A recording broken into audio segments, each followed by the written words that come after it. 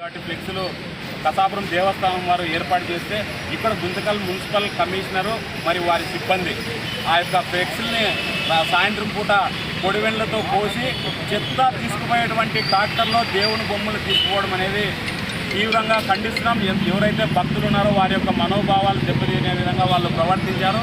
అయితే కమిషనర్ గారు వెంటనే తప్పును ఒప్పుకొని ఆ ఫ్లెక్సీలు అనేటువంటి town planning officer Abdul Sattar కొంత గట్టిగా మేము ఏర్పాటు చేయము, లేకపోతే మీరు పర్మిషన్ తీసుకున్నారా అని అడుగుతున్నారు.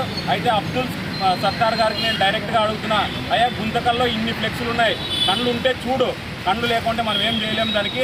మళ్ళీ వాళ్ళందరూ పర్మిషన్ తీసుకుంటే మేము కూడా పర్మిషన్ తీసుకుంటాం. నువ్వు నిజాయితీగా ఉద్యోగం చేయాలంటే రేపు నుంచి చేయి, నేనే జాబితా ఇస్తా ఎక్కడ అక్రమ కులాయిలు చేస్తున్నారు, ఎక్కడ మీరు లంచాలు తీసుకొని బిల్డింగ్లకు అప్రూవల్ ఇస్తున్నారో నేనే మీకు లిస్ట్ ఇస్తా.